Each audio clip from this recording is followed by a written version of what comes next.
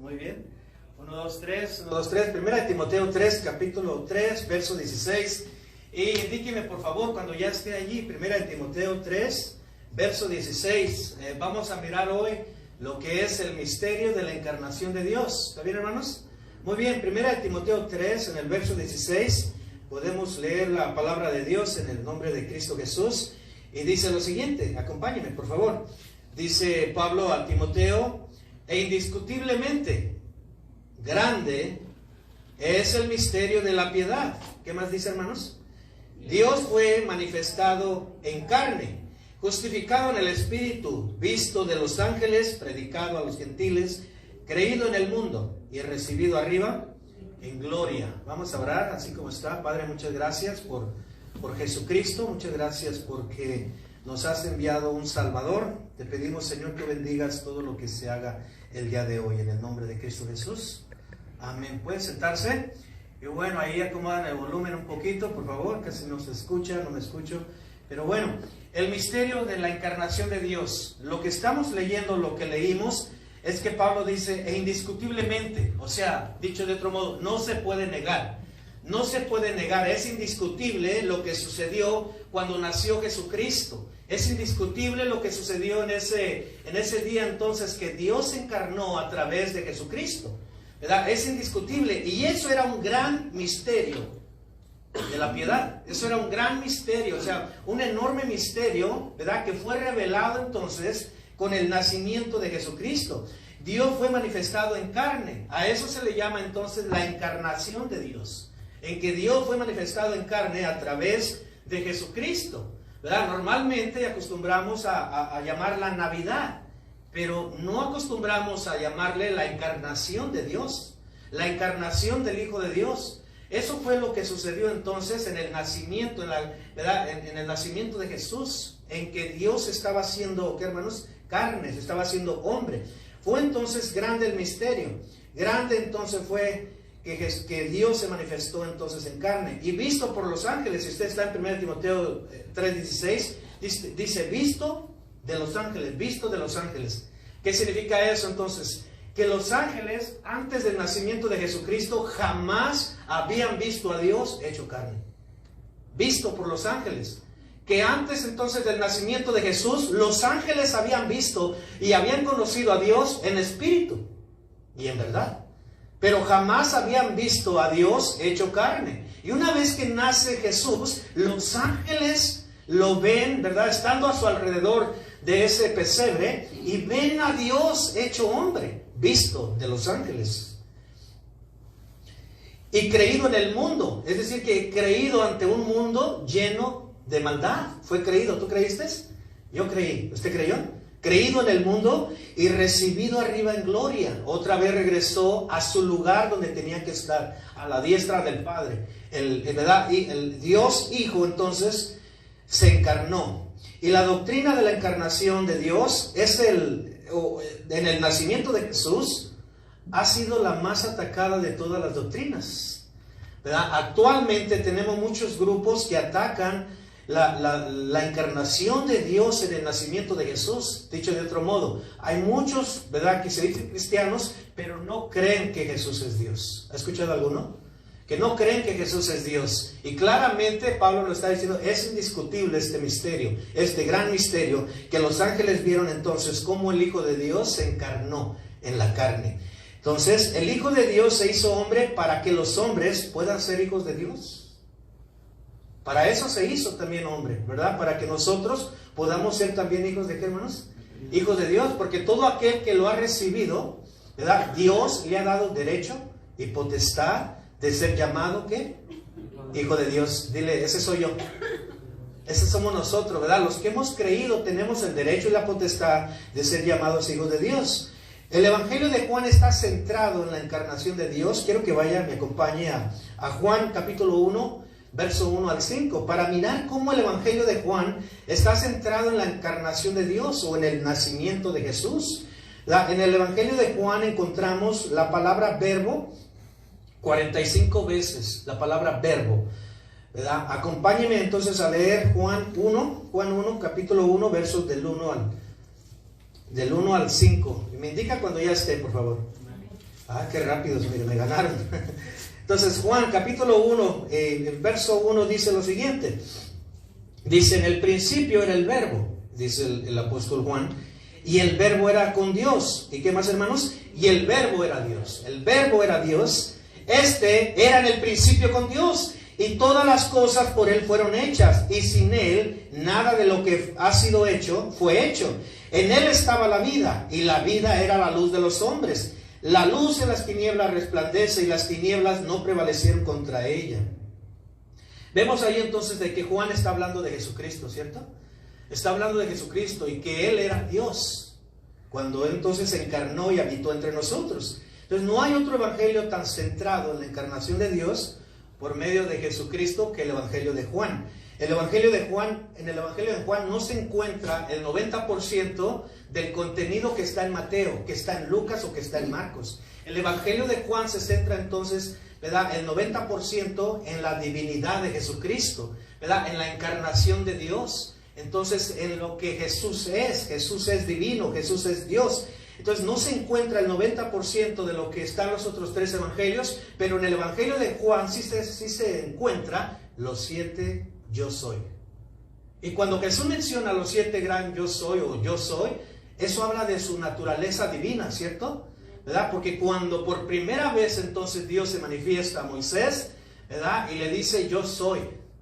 Yo soy el que soy. Y la palabra yo soy significa el coexistente, el existente por sí mismo, ¿verdad? Entonces el que siempre ha existido. Entonces no se encuentra el 90% de los otros 3 evangelios, pero sí se encuentra entonces cuando Jesús dice yo soy el pan de vida. ¿Cuántos saben que Jesús es el pan de vida? Así se encuentra cuando dice yo soy la luz del mundo. ¿Cuántos saben que Jesús es la luz del mundo? Así se encuentra cuando dice yo soy la puerta. O sea, no hay otra puerta en la que podamos entrar al camino de Dios. También sí se encuentra cuando dice yo soy el buen pastor. ¿Cuántos saben que Él es el buen pastor? ¿Verdad? También sí se encuentra cuando dice yo soy la resurrección y la vida. Todos los que han creído en Cristo, hermanos, y han muerto, van a resucitar con Cristo. ¿Cuántos dicen amén?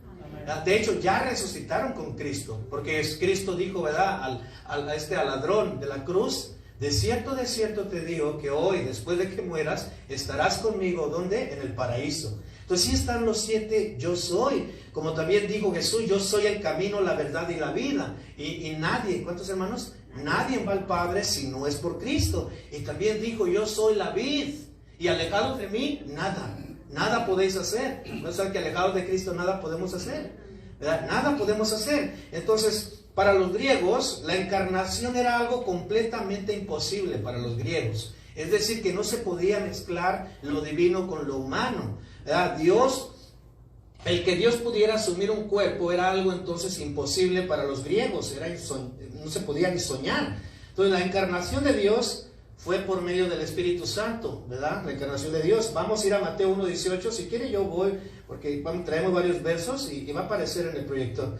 Mateo 1:18, usted conoce este verso y dice lo siguiente: el nacimiento de Jesucristo fue así. Estando desposada María, su madre, con José, antes de que se juntasen, se halló que había concebido del Espíritu Santo. Entonces, ¿cómo fue que Dios se encarnó? Por medio del Espíritu Santo.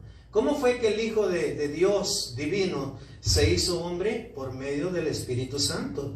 Entonces el nacimiento, esto significa Génesis, ¿verdad? El Génesis de la encarnación de Dios fue por medio de Jesucristo. Estando desposada María con María su madre. Entonces Jesús es el verdadero rostro, fíjense bien lo que voy a decir. Cuando nace Jesús es en un tiempo donde ya los seres humanos habían pecado y estaba el rostro del ser humano totalmente, ¿verdad?, distorsionado de la imagen de Dios. Pero cuando nace Jesús, cuando Dios se encarna, ¿verdad?, en un cuerpo humano, se restaura la imagen del ser humano. Se restaura. ¿Qué sucedió entonces con la encarnación de Dios? Se restauró la imagen del ser humano. Por ejemplo, nosotros íbamos camino a la muerte, ¿cierto? En nuestros delitos y pecados, pero vino Cristo, nos encontró, lo recibimos en nuestro corazón y nuestra imagen, nuestra comunión es restaurada a la imagen de Dios, ¿verdad? Y a la relación con Dios, ¿cierto o no? nuestra personalidad. ¿Por qué? Gracias a Jesucristo, que vino a darnos entonces el camino, ¿verdad?, para la comunión con Dios, que vino Cristo y nos dio ejemplo para seguir sus pisadas, y el ser humano entonces con la encarnación de Dios fue restaurado en su imagen a Dios. ¿Cuántos dicen amén? ¿Verdad? Su imagen. Cuando hablamos de la imagen de Dios y el ser humano, hablamos de los atributos morales. Entonces nosotros antes éramos totalmente inmorales, pero conocimos a Dios y la imagen moral de Dios se restauró en nosotros. ¿Cuántos dicen amén? Se restauró. ¿A través de qué? De la encarnación del Hijo de Dios. Mateo 1:20. Y pensando él en esto, o sea, José, no creyendo que era obra del Espíritu Santo, he aquí un ángel del Señor le apareció en sueños y le dijo: José, hijo de David, no temas recibir a María tu mujer, no temas recibir a María tu mujer, porque lo que en ella es engendrado del Espíritu Santo, ¿qué? Es. Del Espíritu Santo es. La Biblia tiene 1783 referencias del nacimiento de Jesús. Dicho de otro modo, tiene 1783 referencias de la encarnación de Dios. De la encarnación de Dios. Son bastantes, ¿no creen? Entonces, ¿cuál fue el propósito del nacimiento, de la encarnación de Jesús? Pregúntale que está a tu lado. ¿Cuál es el propósito de la encarnación de Dios en Jesús? ¿Cuál fue? Vaya a Mateo 1:21. O está en el proyector, perdón, para que no se distraiga. Mateo 1:21. Fíjate bien el propósito de la encarnación de Dios en Jesús. Y dará a luz un hijo, ¿verdad? Dará a luz un hijo. Y llamará su nombre Jesús, con letras mayúsculas. Porque él salvará a su pueblo de sus pecados. ¿Cuál fue entonces el propósito de la encarnación de Dios en Jesús? Salvarnos de nuestros pecados, restaurar la imagen de Dios en el ser humano. Todo eso fue posible por la encarnación de Dios, por la encarnación de Dios en Jesús. Le voy a decir algo que comúnmente no se dice mucho en la iglesia, pero este es un punto teológico.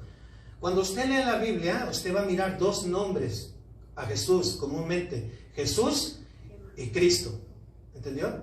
Jesús y Cristo. Cuando habla de Jesús la Biblia, habla del ser humano, del hombre en la carne que hay en él. Y cuando habla de Cristo la Biblia, habla de su divinidad. Habla de lo que él es entonces, ¿verdad?, en el sentido divino y espiritual. Entonces, cuando usted lea la Biblia, tenga eso en mente. ¿Cuándo está hablando, ¿verdad?, en el sentido que es humano? ¿Y en qué momento está hablando en el sentido que es divino? Cuando habla entonces de Cristo, es que, hermanos, totalmente divino. Entonces, él salvará a su pueblo de sus pecados. Entonces, la Navidad tiene que ver entonces con recordar que hemos recibido el más grande regalo, que es la salvación. ¿Cuántos dicen amén? Ese es el propósito o el sentido de la Navidad, que es nativitas, ¿verdad? El nacimiento, el génesis entonces, y el nacimiento a una vida eterna. Entonces, la encarnación también es el cumplimiento de las profecías. Allí mismo en Mateo 1:22 podemos comprobar, ¿verdad?, el cumplimiento de las profecías que hacía por lo menos más de 700 años atrás que se había profetizado. Mateo 1:22 dice lo siguiente: todo esto aconteció, o sea, lo que Jesús iba a ser concebido por el Espíritu Santo, que estaba en María, y todo esto aconteció para que se cumpliese lo dicho por el Señor por medio del profeta. ¿Cuál profeta? Isaías. Cuando dijo, verso 23, he aquí, una virgen concebirá y dará a luz un hijo, y llamará su nombre Emmanuel, que traducido es, ¿qué, hermanos? Dios con nosotros. Dile, Dios está con nosotros. Dile que está a tu lado. Dios está con nosotros. Dios con nosotros. Ponga atención que cuando se dice esta palabra, Emmanuel, traducido es Dios con nosotros, es en Mateo capítulo 1, ¿cierto? ¿Verdad? Y Jesús vuelve a repetir estas mismas palabras en el mismo Evangelio de Mateo, capítulo 28, y en el último verso del capítulo 28, ¿verdad? Yo estoy con vosotros todos los días hasta el fin del mundo. Entonces Jesús está en el Evangelio de Mateo al principio con nosotros, y Jesús está al final de Mateo con nosotros. ¿Cuántos dicen amén? Y Jesús está siempre con nosotros. Dile, Dios está siempre con nosotros, ¿verdad? Jesús dijo, yo no estoy solo, el Padre está conmigo, o sea, Dios está conmigo. Nosotros podemos también decir lo mismo, ¿verdad? Cuando estemos en nuestros tiempos difíciles, yo no estoy solo, yo no estoy sola, Dios está conmigo. Dios está conmigo. Entonces, Mateo 1, 22 y 23 es el cumplimiento de la profecía dada por el profeta Isaías, más de 700 años antes del nacimiento de Jesús, Isaías 9, 6. Esto es lo que se cumple entonces en Mateo 1, 22 al 23. Dice Isaías 9, 6, dice lo siguiente: porque un niño nos es nacido, eso es lo que celebramos, ¿verdad? La encarnación en ese niño. Hijo nos es dado, y el principado sobre sus hombros, o sobre su hombro, y se llamará su nombre admirable. Fíjate cómo podemos llamar a Jesús, ¿verdad? Siendo Dios, admirable, consejero, Dios fuerte, Padre eterno y príncipe de ¿qué, hermanos? Y príncipe de paz. Sin duda, yo necesito, hermanos, alguien que sea admirable, ¿verdad? Ese es Jesús. Yo necesito a un consejero, yo necesito a un Dios fuerte, yo necesito a un Padre eterno y yo necesito a un príncipe de paz. ¿Tú también necesitas eso? Pues todo eso lo tenemos, ¿verdad? En el nacimiento de Cristo, ¿verdad? Todo eso lo tenemos entonces en el nacimiento de Jesús, ¿verdad? Todo eso lo tenemos entonces en Él. Tenemos a alguien entonces que puede aconsejarnos, ¿verdad? Tenemos a un Dios fuerte, no tenemos a un Dios pequeño, ¿verdad? Tenemos a un Dios fuerte. A un Dios fuerte, ¿verdad? Tenemos a un Padre eterno, ¿verdad? Aunque tu padre y tu madre, ¿verdad?, nos dejaren, con todo eso, que Jehová nos recogerá, ¿cierto? Cuando entonces tu padre muere. Mi padre murió cuando yo tenía unos 3 años, yo no me acuerdo de él, ¿verdad? Pero cuando yo entendí esto, que yo tengo un Padre que es Dios, es entonces esa imagen, ese personaje revivió en mí, y desde entonces que tengo entendimiento dije, yo no estoy solo, yo también tengo un Padre. Y a este sí lo conozco, y cada vez que quiero puedo hablar con él y puedo conocerlo más y más y más a través de la Biblia. Entonces, cuando tu madre muere también, ¿verdad? Tenemos a un Padre que nos cuida igual que una madre. ¿Cuántas eran? ¿Verdad? Nos atiende, nos dedica también el tiempo. Entonces, la encarnación del Hijo de Dios le da derecho a Jesús de ser llamado admirable, consejero, Dios fuerte, Padre eterno y príncipe de paz. Entonces el Evangelio de Juan, como decíamos, es el centro, ¿verdad?, de la encarnación de Dios a través de Jesucristo. Y voy a retomar Juan 1:1 y dice: en el principio era el verbo, en el principio. O sea, ciertamente hubo un principio, pero que es en el tiempo de Dios. Nosotros no conocemos, ¿verdad?, ese principio, porque estamos hablando de millones y millones de años. En el principio entonces era el verbo, y el verbo era con Dios, y el verbo era Dios. Este era en el principio con Dios. Entonces cuando Juan dice esto, él entra entonces en su evangelio tajantemente, ¿verdad?, anunciando la divinidad de Jesucristo, tajantemente.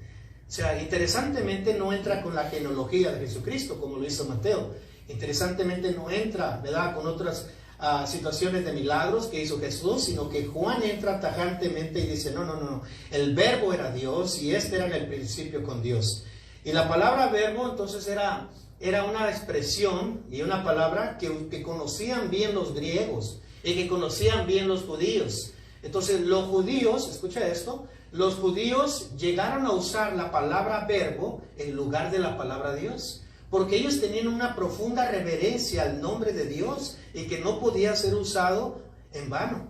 Entonces ellos cambiaron la palabra Dios o Yahvé o Jehová por el nombre verbo, que se traduce como palabra, que se traduce como expresión, que se traduce entonces, ¿verdad?, como pensamiento, y verbo se traduce como razonamiento. Entonces, en el principio era el razonamiento a través de Dios. En el principio era el pensamiento a través de Dios. En el principio entonces era la palabra a través de Dios. Eso lo conocían los griegos y lo conocían los hebreos o los judíos. Y entonces los judíos, por reverencia, decían: en el principio era la palabra. ¿Sí? En el principio era la palabra. Y después entonces, esa palabra, que era desde el principio, que era un título para darle a Dios, se le atribuyó a Jesucristo. Entonces Jesús es la palabra, es la esencia del razonamiento y del pensamiento. Jesús es entonces el verbo encarnado, ¿verdad? Agustín de Hipona dijo: yo he escuchado a multitud de pensamientos y filósofos, he escuchado demasiado, pero haber leído que el verbo se hizo carne, eso nunca lo había escuchado. Es decir, que eso no existía en los griegos, que eso no existía en el pensamiento hebreo, ¿verdad? En ese sentido de que se iba a hacer carne, por eso era un gran misterio. Ni los mismos judíos y hebreos entendieron entonces que Dios se iba a encarnar o que podía encarnarse. Por eso es que a los suyos vino y los suyos no, ¿qué hermano? No le conocieron, ¿ves? Porque no entendieron entonces que estaba profetizado, ¿verdad? Como misterio de que Dios se encarnaría o el Hijo de Dios se encarnaría. Ahora dice Dios con, o el verbo era con Dios, y ahí la expresión con, fíjate bien esto, significa entonces al lado de, fíjate, te lo leo. Era en el principio con Dios, y la palabra con, o expresión con, entonces significa al lado de, o sea que Jesús estaba al lado de Dios. ¿Sí? Jesús estaba al lado de Dios. También significa entonces cercanía, la palabra con, ¿verdad? Como decir entonces, Maru está con Beto, ¿verdad? Entonces Carmona está con Raquel. Entonces esta es la expresión que tiene este verso de Juan. Este era en el principio con Dios. Entonces el verbo que estamos hablando de Jesucristo era con Dios. Estaba al lado de ¿quién? De Dios. Estaba al lado de Dios.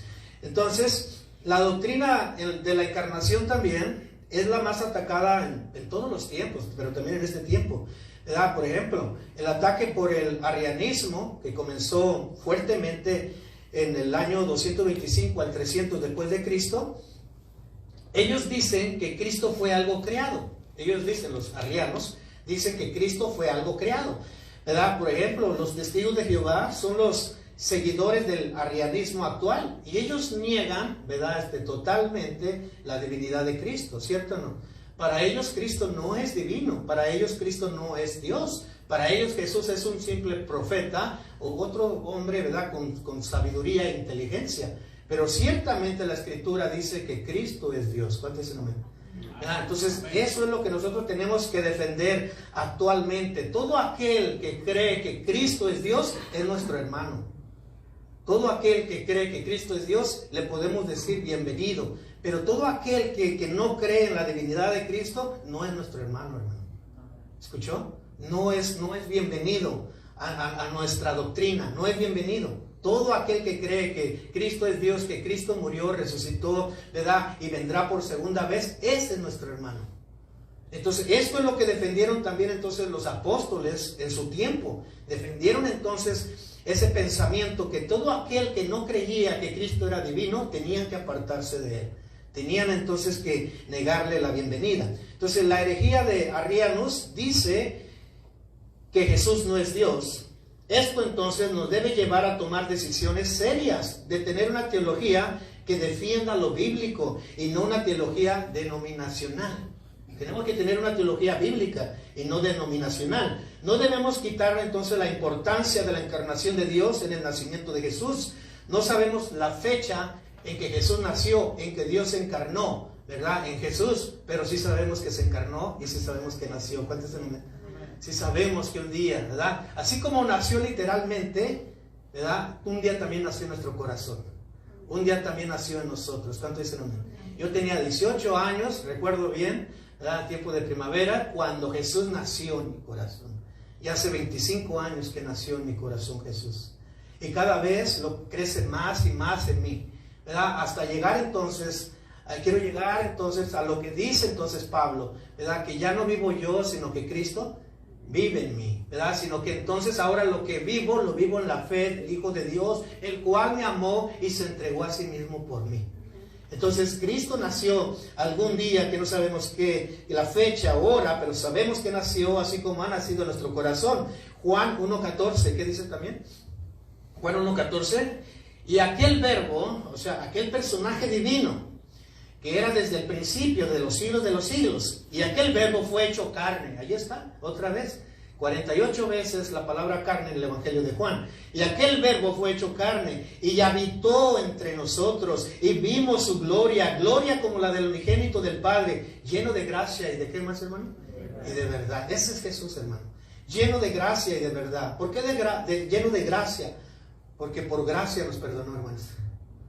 Porque por gracia nos recibió. Porque por gracia nos da su salvación, ¿cierto o no? Porque por gracia estaremos con Él, hermano. No porque lo merecemos, ¿verdad? Sino por gracia, lleno de gracia y lleno de verdad también. El mundo está lleno de mentira y Satanás es padre de mentira, pero Jesús es lleno de gracia y lleno de verdad. ¿Cuántos saben?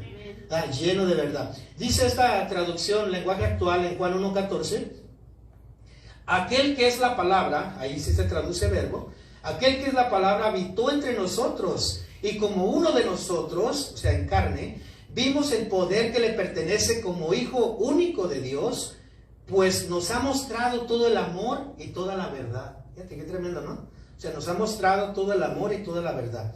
Entonces los apóstoles defendieron la encarnación de Dios, y como les dije anteriormente, si alguien no creía que Jesús era Dios y que Dios se había encarnado en Jesús, no lo recibían.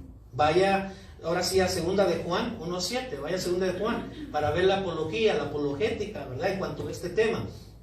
Entonces los cristianos debemos tener una buena teología bíblica, un buen conocimiento de Dios bíblico, ¿verdad? Pero restar la importancia a la teología denominacional, ¿sí? Entonces, 2 de Juan 1:7, fíjate cómo los apóstoles defendieron la encarnación de Dios. Y dice, porque muchos engañadores han salido por el mundo, o sea, por todas partes, por Utah, por Provo, por Salt Lake, por todas partes, han salido por el mundo, que no confiesan, no creen que Jesucristo ha venido en carne. No confiesan, no creen que Jesucristo ha venido en carne. Quien esto hace es el engañador y el anticristo. ¿Ves? Entonces, dicho de otro modo, los testigos de Jehová son anticristos, porque no creen que Jesucristo ha venido en carne. No creen, ¿verdad? Y todo aquel que no, hay muchos otros, los adventistas no creen que Jesucristo ha venido en carne. Y todo aquel que no cree que Jesucristo ha venido en carne, esto es el engañador y este es el anticristo. Está en contra de Cristo. ¿Recuerdan la palabra Cristo? Divino. Está en contra de lo divino. Y eso es exactamente lo que niegan, la divinidad de Cristo. Está en contra de Cristo. Entonces, la única manera de triunfar entonces ante el ataque, ¿verdad?, anticristiano, o ante el ataque de que Jesús no es divino, pues es la Biblia, hermanos. ¿Cierto? Es la Biblia, es a través de la Biblia entonces como podemos nosotros, ¿verdad?, atacar o defender lo que es la divinidad de Cristo. No a través entonces de la defensa o apología de argumentos denominacionales. Juan desde el año 70 habló del Espíritu de Dios y del Espíritu del Anticristo. Ciertamente hoy el Espíritu del Anticristo está más fuerte en un sentido de que no solamente no creen en la divinidad de Cristo, sino que niegan a Cristo y también niegan, ¿verdad?, de que Él entonces es Dios. Pero también hoy, últimamente se ha levantado un pensamiento anticristo en el sentido, ¿verdad?, de la ley moral de Dios, o del sentido entonces de lo que es verdad. Entonces Primera de Juan 4:1, pásate a Primera de Juan 4:1, ahí miramos en Segunda de Juan 1:7, ¿verdad?, que los que no confiesan que Jesucristo ha venido en carne, esto es el engañador y es el anticristo. Y en Juan 4:1, en Primera de Juan 4:1, vemos entonces cómo desde el año 70 Juan entonces habló del Espíritu de Dios y del Espíritu del Anticristo. Dice 1 Juan 4:1, dice, amados, o sea, es para cristianos, no creáis a todo espíritu, sino probad los espíritus si son de Dios, probad las personas si son de Dios. Léalo. Porque muchos falsos profetas han salido por el mundo. Verso 2.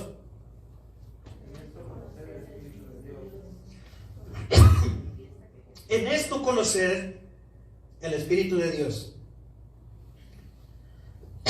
Todo espíritu que confiesa que Jesucristo ha venido en carne, ¿qué dice, hermanos?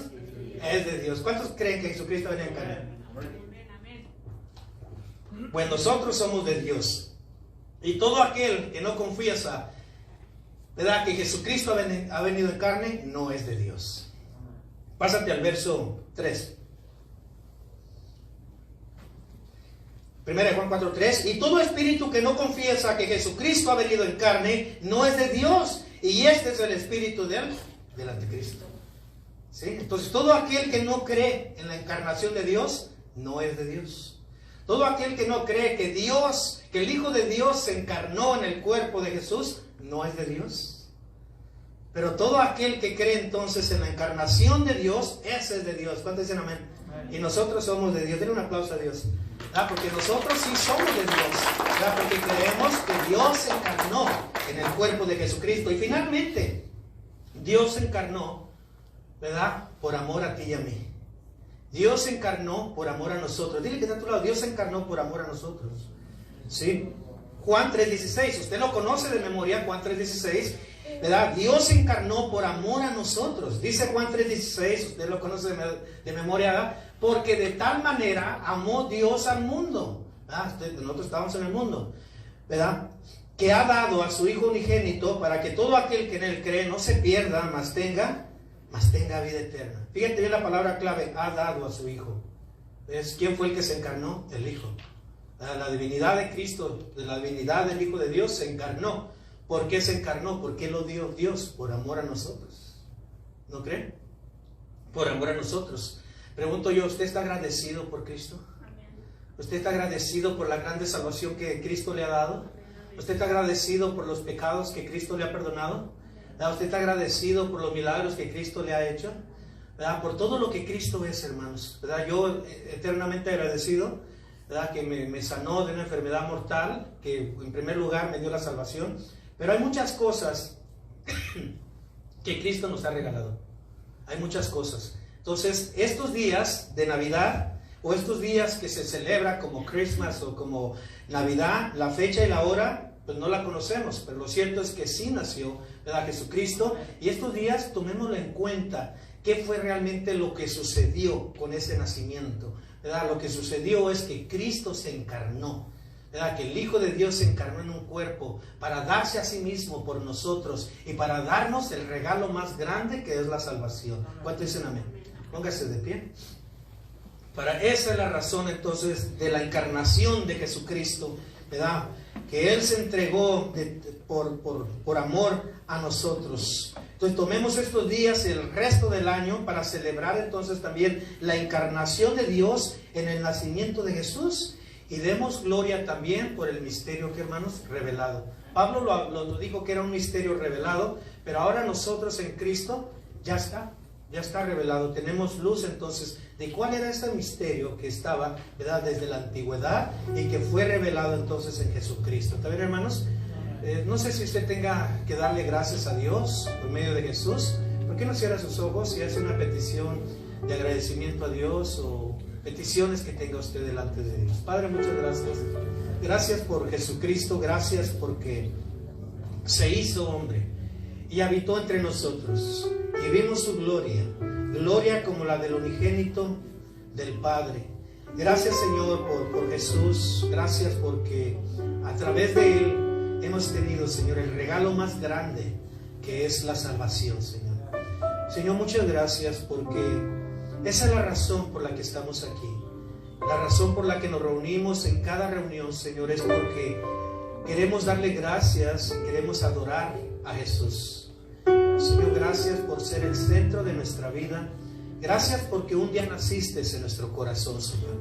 Padre, yo te pido que si hay alguien que no te ha recibido en su corazón,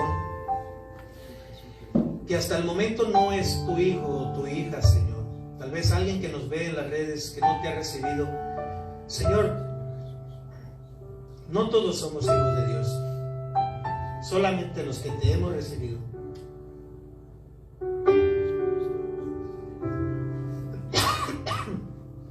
Yo te pido, Señor, que nos aseguremos todos de que realmente estamos en Cristo, de que realmente hemos creído en Cristo, Señor. Yo te pido que si alguien, Señor, de los que están aquí o de los que nos ven, Señor, no te ha recibido, que en este momento pueda pedirte perdón por sus pecados y volverse a ti, Señor, y agarrarse, anclarse a Cristo para la salvación eterna, Señor. Señor, muchas gracias. Gracias por ese regalo hermoso que nos has regalado, Señor. Gracias por lo que Él es en nosotros, Cristo en nosotros, poder de Dios, dice la Escritura. Muchas gracias, Señor, por por todo lo que haces para nosotros, Señor. Padre, bendecimos nuestras familias, bendecimos, Señor, esta iglesia, bendecimos a todos y cada uno de los que están aquí, Señor, y te damos gracias por la vida, te damos gracias, Señor, por la familia, y nos ponemos en tus manos, Señor, para que tú obres tus planes y tu voluntad en cada uno, Señor, de los que estamos aquí y de los que nos ven, Señor. Yo quiero pedir que pase nuestro hermano Rodrigo. Vamos a orar por ti, hermanos, toda la iglesia vamos a orar por él, se ha sentido un poquito mal. Y voy a pedir a Jorge, están los Jorges, vengan, ¿no? Y vamos a orar por él, ¿está bien, hermanos? Él se ha sentido bastante, tiene una complicación en los riñones. Y sabemos que somos de Cristo y en Cristo podemos descansar, amén, hermanos. Tenemos paz para con los hombres porque tenemos paz para con Dios, pero vamos a pedirle a ese Cristo de la gloria que también fortalezca el cuerpo de mi hermano. También, hermano, extienda sus manos a este lado y vamos a darle gracias a Dios. Padre, muchas gracias por mi hermano, Señor. Padre, tocamos su cuerpo, Señor, en señal de que tu mano toca su cuerpo, Señor. Padre, elevamos nuestras oraciones en señal de que tú las escuchas, Señor.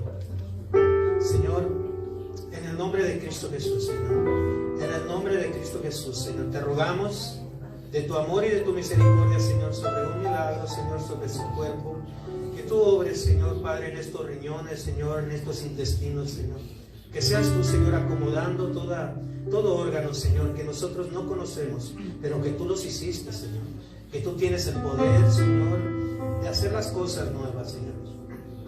Bendice, Señor, este cuerpo, bendice sus órganos, Señor.